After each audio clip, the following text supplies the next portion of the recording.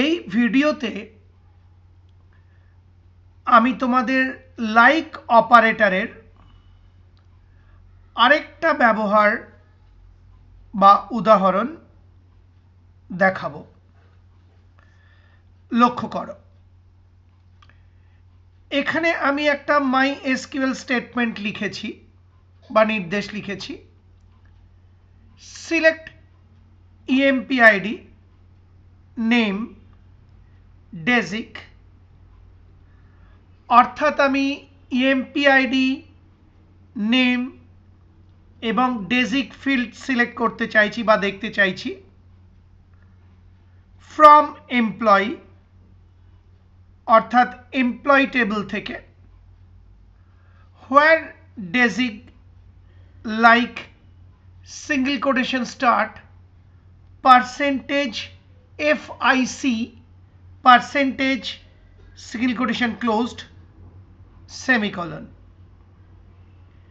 এখানে where primary conditional operator হিসেবে ব্যবহার করা হয়েছে, তারপর কন্ডিশন বা শর্তটাকে উল্লেখ করা হয়েছে।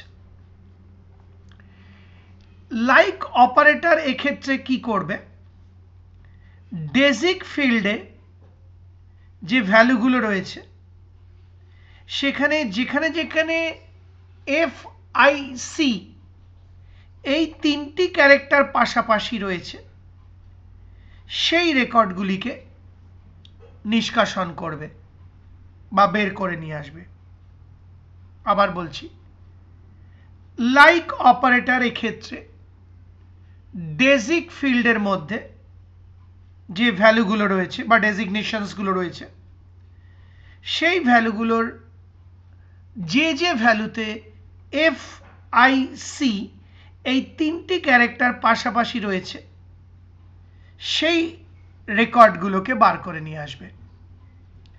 এবার এই FICর আগে যে কোনো ক্যারেক্টার বা অক্ষর থাকতে পারে, FICর পরেও যে কোনো ক্যারেক্টার বা অক্ষর থাকতে পারে। আমরা জানি এই পার্সেন্টেজ চিহ্ন দিয়ে এক বা একাধিক অজানা ক্যারেক্টারকে রিপ্রেজেন্ট করা হয় বা বোঝানো হয়।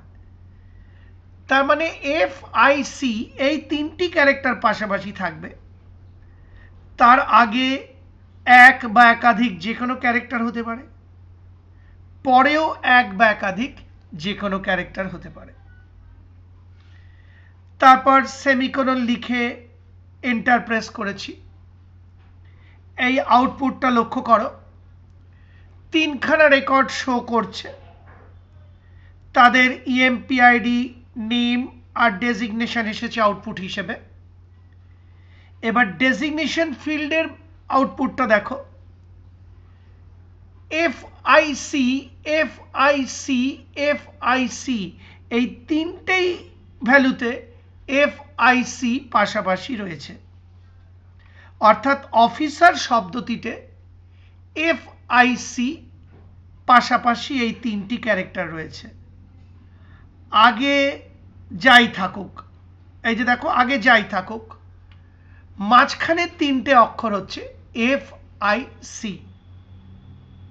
অর্থাৎ এই রেকর্ডটা আর এই রেকর্ডটা আউটপুট হিসেবে এসেছে, কারণ এদের ডেজিগনেশন ফিল্ডে যে ভ্যালুগুলো রয়েছে তাদের মাঝখানে FIC এই তিনটি অক্ষর পাশাপাশি রয়েছে। এইভাবে লাইক অপারেটরকে মাঝখানের কোনো ক্যারেক্টার উল্লেখ করে প্যাটার্ন ম্যাচিং করিয়ে ব্যবহার করা যায়। আশা করি বুঝতে পারলে। সেই সঙ্গে আমার এই ভিডিওটি অর্থাৎ লাইক অপারেটরের আরেক ধরনের ব্যবহার বা এক্সাম্পল 3 বুঝিয়ে ভিডিওটি শেষ হলো।